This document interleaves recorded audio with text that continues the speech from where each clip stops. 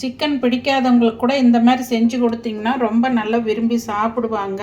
சில பேருக்கு மட்டன் சேராது, அவங்களுக்கு மட்டன் டேஸ்ட்டில் இதை செஞ்சு கொடுங்க, ரொம்ப நல்லா இருக்குங்க. இதை சிக்கனில் செஞ்சிங்கன்னு சொல்ல மாட்டாங்க. நல்ல பீசஸ் வெந்து நல்லா இருக்குதுங்க. நான் சொன்ன இன்க்ரீடியன்ட்ஸ் வச்சு செஞ்சு பாருங்கள், ஒரு முறை ட்ரை பண்ணி பாருங்கள், உங்களுக்கு ரொம்ப பிடிக்குங்க இது.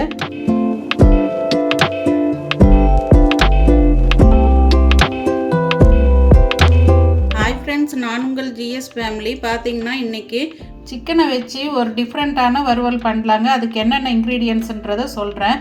மெயினானது பார்த்தீங்கன்னா கருவேப்பிலை, பெப்பர் வச்சு மெயினாக அந்த இன்க்ரீடியன்ட்ஸ் வச்சு தான் இந்த டிஷ்ஷு செய்ய போகிறேன். இது என்னென்ன வச்சு அரைக்க போகிறேன்னு பார்த்தீங்கன்னா கருவேப்பிலை இலசா ஒரு கைப்பிடி அளவு எடுத்துக்கோங்க. அதுக்கப்புறம் சின்ன வெங்காயம், தக்காளி, பெப்பர் ஒரு 20 நம்பர் வர வரைக்கும் எடுத்துக்கோங்க. இதை நாம் அப்படியே பச்சையாக அரைச்சிட்டு வதக்க போகிறோம்.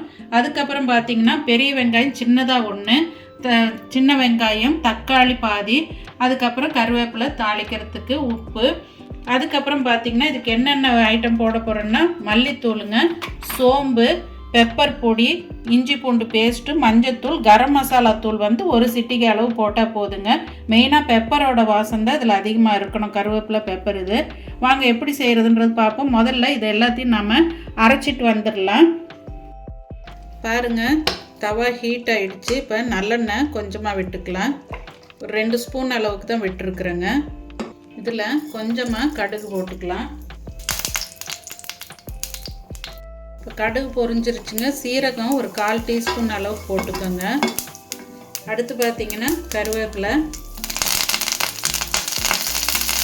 இதுலேயே வெங்காயம், தக்காளி எல்லாமே ஒன்றா போட்டுக்கோங்க.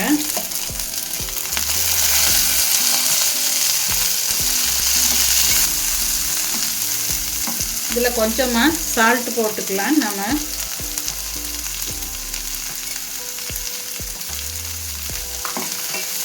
சிம்மில் வச்சு நல்லா வதங்கட்டுங்க.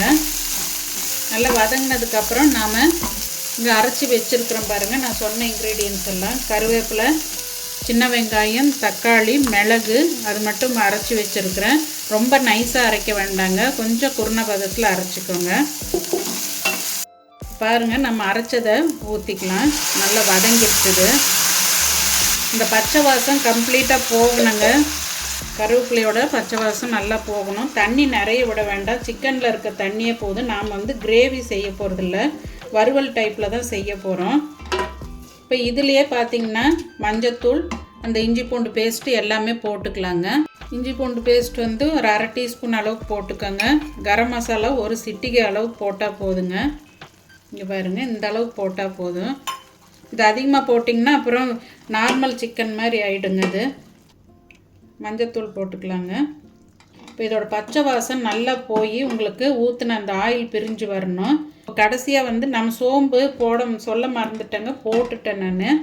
லாஸ்ட்டில் பெப்பர் பத்தலைன்னா நம்ம காரத்துக்கு போட்டுக்கலாம். சில பேர் இதில் பச்சை மிளகாய் போடுவாங்க, பச்சை மிளகாய் போடலைங்க, பெப்பரோட காரமே போதும். இப்போ மல்லித்தூள் 1 ஸ்பூன் போட்டுக்கலாங்க. பாருங்கள், இந்த சின்ன ஸ்பூனில் தான் போடுறேன். இது நல்ல ஒரு திக்னஸ் கொடுத்து அந்த சிக்கனோட நல்லா சேர்ந்து வரத்துக்கு தான் இது போடுறோம். இப்போ இது நல்லா வதங்கி வரட்டுங்க. லிட்டு போட்டு மூடிடலாம். சிம்மில் வச்சுக்கோங்க.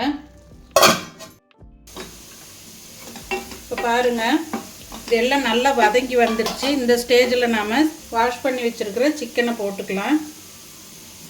முடிஞ்ச வரைக்கும் எலும்பு இல்லாமல் போட்டுக்கோங்க, ஏன்னா நம்ம வதக்கிட்டு நம்ம செய்ய போகிறோம். இதில் இருக்க வாட்ரு நல்லா வெளியில் வருங்க. அப்படி பத்தலைன்னா கொஞ்சமாக 1/4 டம்ளர் அந்த மாதிரி போட்டுக்கோங்க, நிறைய ஊற்ற வேண்டாங்க. இது எல்லா பக்கம் நல்லா ஈவனாக கலந்து விட்டுட்டு லிட்டு போட்டு மூடிடுங்க. இது அடியெல்லாம் பிடிக்காதுங்க, இதில் இருக்க வாட்ரு வெளியே வரும். பாருங்கள், இதிலேருந்து வாட்டர்லாம் வெளியே நல்லா சிக்கன் வெந்துருச்சுங்க. ஓப்பன் பண்ணாலே நல்ல ஒரு வாசனைங்க. இது பார்த்திங்கன்னா இந்த மட்டன் சாப்பீஸ் செய்வாங்க இல்லைங்களா, நிறைய பேருக்கு தெரிஞ்சிருக்கும், அந்த ஸ்மெல் வருதுங்க சிக்கனில். எப்போவுமே ரெட் கலரில் ஒரே மாதிரி மெத்தடில் செய்யாமல் இந்த மாதிரி ட்ரை பண்ணி பாருங்கள். சிக்கன் பீசஸ் நல்லா வெந்துருச்சு பாருங்கள். கையில் எடுத்தாலே நல்லா மசியுது பாருங்கள். இந்த ஸ்டேஜில் நாம் இன்னும் கொஞ்சம் இந்த வாட்டர் அப்சர்வ் பண்ணதுக்கப்புறம் நாம் இறக்கிக்கலாம். பார்த்திங்கன்னா இந்த பெப்பர் பொடி வந்து நாம் அரைச்சதுலேயே பெப்பர் போட்டு அரைச்சிருக்கிறோம். உங்களுக்கு டேஸ்ட்டு பாருங்கள். இந்த ஸ்டேஜில் டேஸ்ட்டு பார்த்துட்டு பெப்பர் பத்தலைன்னா நீங்கள் க்ரஷ் பண்ணி வச்சுருக்கிறத போட்டு தூவிக்கோங்க. மல்லித்தலை போட்டுக்கோங்க. அதுக்கு அப்படி சப்போஸ் காரம் ஒரு பாயிண்ட் கூட இருந்ததுன்னா லைட்டாக 1 ஸ்பூன் அளவுக்கு தயிர், புளிக்காத தயிர் விட்டு நீங்கள் இறக்கிட்டிங்கன்னா டேஸ்ட் இன்னும் கொஞ்சம் தூக்கலாக நல்லா இருக்குங்க. இது ட்ரை பண்ணி பாருங்கள். ரொம்ப நல்லா இருக்குங்க. வாசனையும் அதுவும் சாப்பிட்றதுக்கும் குழந்தைங்களுக்கு ரொம்ப விரும்புவாங்க. இந்த கருவேப்பிலையோட மிளகு கருவேப்பிலை சேர்ந்து சாப்பிடும்போது உடம்புக்கு ரொம்ப ஹெல்த்துங்க. இப்போ நாம் மல்லித்தலை தூவிக்கலாம். கொஞ்சம் இப்போவே தூவி விட்டோம்னா அந்த ஒரு ஜூஸும் இதில் இறங்குங்க. இந்த ஹீட்டுக்கு அதுக்கும் கருவேப்பிலை முடிஞ்ச வரைக்கும் ரொம்ப முத்தலாக போடாதீங்க. எங்களுக்கு மரம் இருக்கிறதுனால நாங்கள் ஃப்ரெஷ்ஷாக கொஞ்சம் கொழுந்தாக எடுத்து போட்டு அரைச்சி போட்டு செய்கிறோம். ரொம்ப நல்லா இருக்குங்க இது டேஸ்ட்டு. நீங்கள் கொஞ்சம் இந்த வாட்டராக இருக்கும்போதே இறக்குனீங்களா சாப்பாடுலேயும் போட்டு பிசைஞ்சு சாப்பிட்டுக்கலாம். இந்த மாதிரி ட்ரை பண்ணி பாருங்கள் நீங்களும். நான் சொன்ன மெஷர்மெண்ட்டில் செஞ்சு பாருங்கள். முதல்ல அளவாக செஞ்சு பார்த்துட்டு எப்படி வருதுன்னு பார்த்துட்டு நீங்கள் ட்ரை பண்ணுங்கள். பாருங்கள், ஃபைனலாக டிஷ்ஷு ரெடி ஆகிடுச்சு. எவ்வளோ ஒரு க்ரீனிஷாக இருக்குது பாருங்கள். நாம் கருவேப்பிலை அரைச்சி போட்டதுனால இந்த அளவுக்கு இருக்குது. டேஸ்ட்டும் ரொம்ப நல்லா இருக்குங்க. நான் சொன்ன மாதிரி பெப்பர் இந்த இதெல்லாம் என்னென்ன சொன்னனோ அதை நீங்கள் அரைச்சி போட்டுக்கோங்க. ரொம்ப நல்லா இருக்குங்க டேஸ்ட்டு. மட்டன் டேஸ்ட்டு கிடைக்குங்க இது. சிக்கன் பிடிக்காதவங்களுக்கு கூட இந்த மாதிரி செஞ்சு கொடுத்தீங்கன்னா ரொம்ப நல்லா விரும்பி சாப்பிடுவாங்க. சில பேருக்கு மட்டன் சேராது, அவங்களுக்கு மட்டன் டேஸ்ட்டில் இதை செஞ்சு கொடுங்க. ரொம்ப நல்லா இருக்குங்க. இதை சிக்கனில் செஞ்சிங்கன்னு சொல்ல மாட்டாங்க. நல்ல பீசஸ் வெந்து நல்லா இருக்குதுங்க. நான் சொன்ன இன்க்ரீடியன்ஸை வச்சு செஞ்சு பாருங்கள். ஒரு முறை ட்ரை பண்ணி பாருங்கள். உங்களுக்கு ரொம்ப பிடிக்குங்க இது. சப்ஸ்கிரைப் பண்ணாதவங்க சப்ஸ்கிரைப் பண்ணுங்கள், லைக் பண்ணுங்கள், ஷேர் பண்ணுங்கள். என்னோடய டிஷ்ஷஸ் பிடிச்சிருக்கான்ட்டு சொல்லுங்கள், கமெண்ட் பண்ணுங்கள். ஓகே ஃப்ரெண்ட்ஸ், அடுத்த ஒரு வீடியோவில் பார்ப்போம். பாய்.